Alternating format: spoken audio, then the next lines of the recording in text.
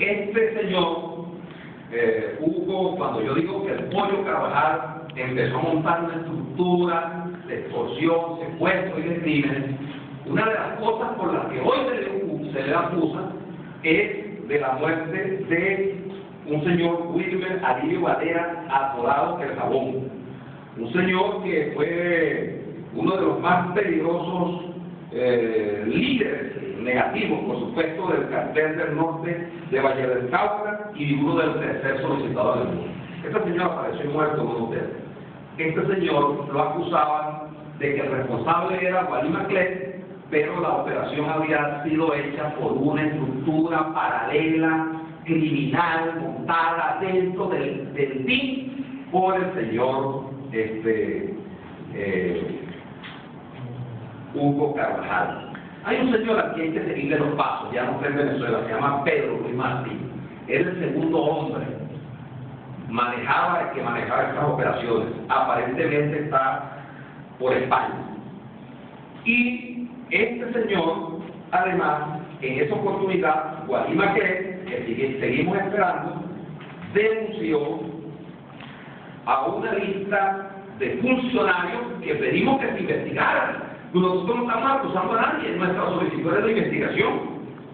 A Fidel Alzheimer, hermano del gobernador de Aragua, al gobernador de Aragua, a Ramón Rodríguez Chacín, a Néstor Reverol, que venía de ser director de la oficina antidroga, a Cliver Alcaraz Cordones, militar en ese momento en actividad de funciones, a Orlando Rodríguez. Por cierto, hay que investigar algunos hechos que ocurrieron alrededor después sobre Orlando Rodríguez, a un empresario de Carabobo, a Saúl Abellar por la venta de Pequibé, que el propio Wally Maclet dijo que se lo vendía, Ramón Salazar, Francisco Meliá y un señor llamado Carlos Fun. Esta denuncia nosotros también la llevamos a la Fiscalía. Ojalá que no sea por un organismo internacional, sino que sea por medio de los organismos nacionales, que podamos nosotros saber la verdad. Y saber, por cierto, yo pregunto, ¿dónde está el señor Wally Maclet? Me dicen que desde su celda maneja algunas operaciones, porque estos señores operan allí al estilo de Pablo Escobar Gaviria, que después que van a las cárceles, que el gobierno hizo un gran escándalo y pidió su traída a Venezuela porque estaba siendo extraditado por el gobierno de los Estados Unidos. Desde que llegó aquí, más nunca hemos sabido nada del señor Wally Maclet. En el primer caso, quiero decirles también que en este caso investigó Hugo Carvajal el caso de las juntas estructuradas, por lo cual hoy está un informante del gobierno de los Estados Unidos, que fue allá en Estados Unidos, para que sea, que fue el operador más importante de ese movimiento financiero, fueron 9.500 millones de dólares. Aparece denunciado en un libro de Carlos Tablante también, del Estado Delincuente. Y además de eso, el señor Alejandro Andrade, como ya lo decía, se habla también de que él hoy tiene excelentes relaciones con el gobierno del imperio. Incluso uno de sus caballos de carrera, el favorito, el más importante, se llama Social Inclusion, inclusión social. La tercera parte de esta situación. El presidente de la República, Nicolás Maduro, ha dicho, bueno, que se ha secuestrado a un soldado del pueblo. Yo considero que eso es una ofensa a la inmensa mayoría de la Fuerza Armada Nacional, que no debe sentirse identificada ni con las andanzas, ni con el modo como actuaba Hugo Carvajal, ni cómo se fue construyendo este señor, que hoy es dueño del expediente negro de este gobierno. En un libro de Castro Ocando, dice lo siguiente: a mediados del 2012, tras comunicaciones secretas entre Caracas y Miami y Washington, comenzó a organizarse una reunión de alto nivel en un tercer país para facilitar las conversaciones directas entre Carvajal y sus perseguidores. El lugar escogido de la reunión fue Panamá. Hasta allí viajó una delegación de la DEA y abogados intermediarios radicados en Miami. Carvajal, que había solicitado un documento firmado de inmunidad, viajó desde Venezuela. Las conversaciones llegaron pronto a un callejón sin salida cuando Carvajal propuso incluir en el acuerdo la protección de varios de sus más estrechos y cercanos colaboradores. En el avión, por cierto, donde iba ayer, hace 4 días, cuando cayó preso el señor Carvajal, dicen que salió de Puerto La Cruz para Aruba, es de un señor llamado Roberto Rincón. Hay que investigar porque dicen que ese señor le tiene, como dicen los maracuchos, mucho poder a un alto jefe de este gobierno. ¿Y a quién, para qué empresa del Estado está trabajando este señor? Este Carvajal incluso había logrado dentro de la estructura, dentro del DIN, montar un aparato como aquellas cosas que se llamaban tribus, que ahora no son tribus, sino mafias que operan en la Administración de Justicia Militar, de tal manera que eso le permitía controlar todo. Y por supuesto llegó un momento en que pidió y el gobierno decidió echar la DEA de este país. Hay crímenes y cosas que tienen que ser investigadas también, relacionadas con gente que hacía operaciones dentro del país de investigaciones sobre casos de narcotráfico en Venezuela y en el Caribe. Cuando el señor entonces decidió no entregarse o no cooperar con el gobierno de los Estados Unidos, se viene a Venezuela y en una fecha inmediatamente reciente a esta, su último caso fue nombrado Jefe Nacional contra la Delincuencia Organizada y Financiamiento al Terrorismo del gobierno venezolano, publicado en Gaceta 39.957. Algunas informaciones dicen que él fue sincero con el presidente, que le dijo que él había hablado con la DEA, que él se sentía solo, que tiene muchas acusaciones que tienen que ver con relaciones del narcotráfico y la guerrilla colombiana, toda una cantidad de cosas. Y bueno, entonces le fue concedido ese caso. Las cosas que transcurren en este momento es que son un poco extrañas, porque hubo Carvajal, un policía altamente experimentado, con una mentalidad delincuencial bien organizada, con una estructura criminal muy poderosa, conociendo lo que conoce, pues iba a irse de cónsul, precisamente a los Países Bajos, a las islas neerlandesas pertenecientes a los Países Bajos, donde precisamente hay convenios directos de operaciones de la DEA en cuestiones que tienen que ver con el narcotráfico, por las razones de ubicación de estas islas. Pero bueno, aquí entonces entrarán las especulaciones de si él se entregó, si lo agarraron, sí o si lo entregaron. Este es un asunto que se sabrá en los próximos días. Yo tampoco en este momento quiero entrar en esa hondura. Pero en tal caso, el gobierno nacional, como puse en un Twitter apenas me enteré de la situación, porque vengo denunciando y haciendo el seguimiento a esto.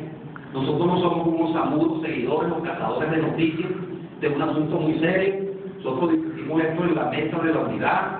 Aquí nos acompaña el compañero Ramón Guillermo Aveledo y unos diputados, porque este es un tema que nosotros que pedimos aquí, y aquí empieza nuestro petitorio.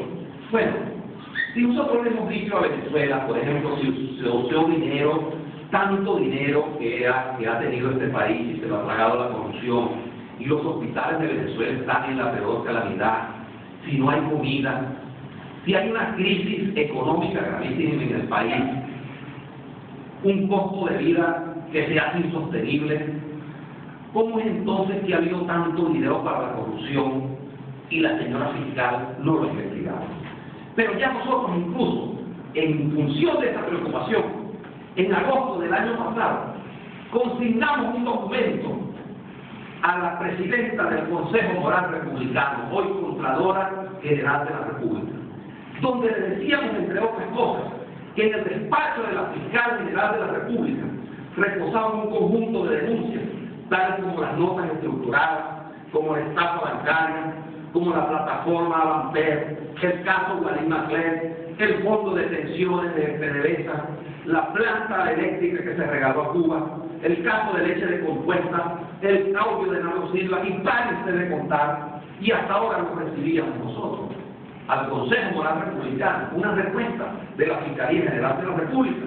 Por eso, incluso mucho antes de que ocurriera esto, ya estábamos tomando las decisiones, y en hora reciente que llevamos un documento también, donde decimos que en un audio que presentamos el año pasado, se hablaba de quiénes eran los responsables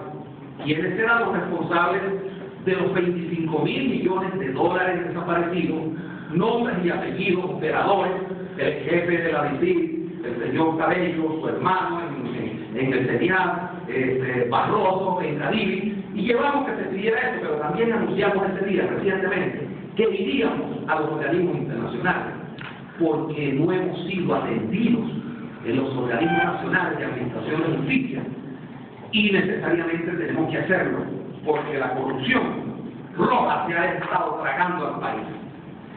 Y nosotros hoy también tenemos que aquí hay muchas responsabilidades de mucha gente, pero aquí hay una persona que es responsable fundamentalmente de esto, y se llama la doctora Luisa Ortega Díaz, porque ella, como fiscal general de la República, debió desde hace tiempo de aperturar un fuese una investigación de esta naturaleza, y nunca lo hizo. Y no es como ella dice en declaraciones recientes que las noticias crímenes no se pueden investigar porque sean noticias crímenes, sino cuando es un crimen que se conoce. No, bueno, es un crimen que ha ocurrido contra el patrimonio público, contra los ciudadanos, contra un pueblo que votó, y muchísimos que inicialmente lo hicimos y acompañamos en el marco de la Constitución un cambio en Venezuela, y que en el camino tuvimos que confrontarlo, pero también millones de venezolanos que todavía siguen pensando y creyendo que de verdad que hay una revolución de justicia social.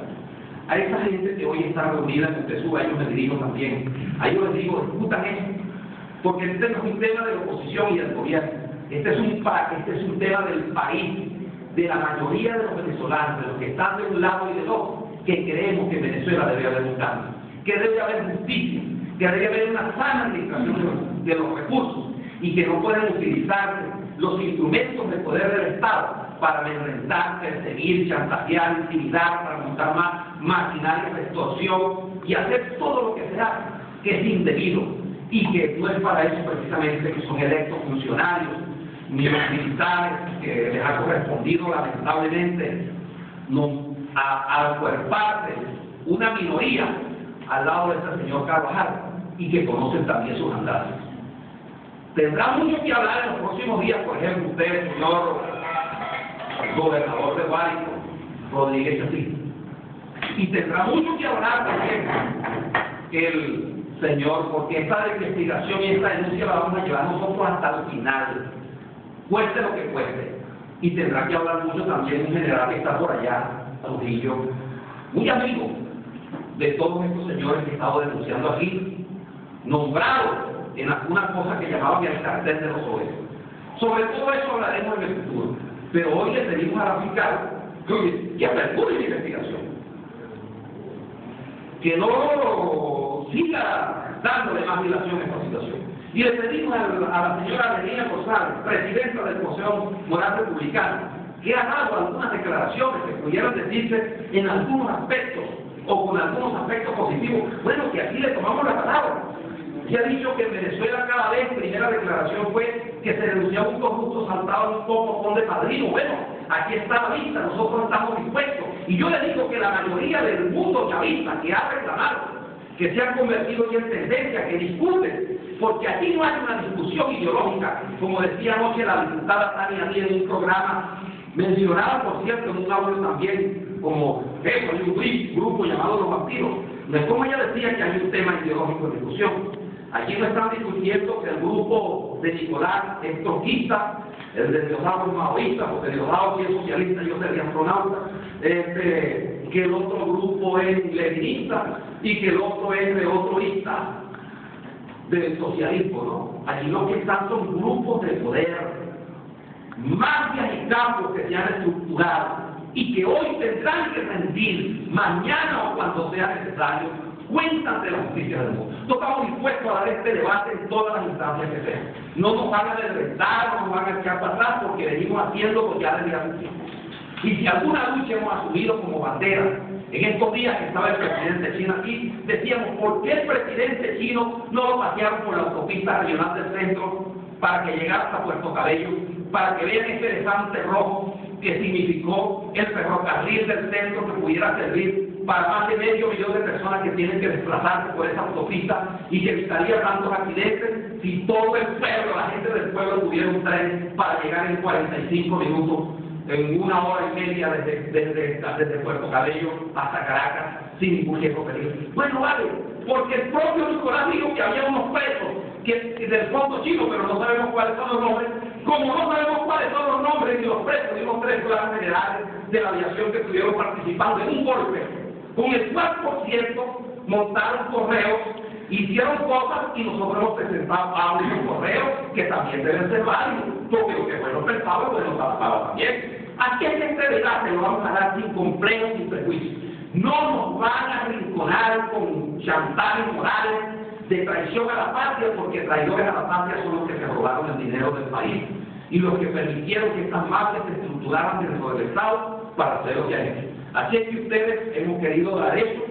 Yo, como ustedes me conocen, pues hablo exclusivamente, lo hago de verdad, desde mi alma, con mucha tranquilidad, porque estoy plenamente convencido de que si el 50% de lo que se han robado en estos tiempos lo hubiesen aplicado para desarrollar programas sociales, por lo menos los barrios funcionaran, que de 7.000 que habían en los sectores populares, menos de 2.000 funcionan, y ya no las 24 horas, sino un horario de oficina, los que funcionan 2.000. Así es que esta es la situación en la que nosotros le hacemos un llamado al país para que se investigue y se aperture en las próximas horas.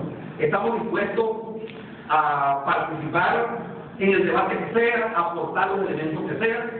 Aquí, como ustedes ven, nosotros hemos presentado elementos de juicio serios, responsables, investigaciones, falta mucho que decir, muchas cosas que investigar. Este es un tema que no se termina hoy, y bueno, vamos a asumir el reto y el riesgo que significa dar la cara por un país que reclama de nosotros, de la unidad democrática, que asumamos lo que hemos venido asumiendo, pero que también ustedes saben, pues, cómo hoy el gobierno chantajea, intimida y presiona para que muchas cosas que deberían saberse no se sepan, sino que ellos construyen su propia verdad. Hasta aquí llego yo, y ustedes, cualquier pregunta que tengan a bien hacerlo, pues estamos a la orden para responder.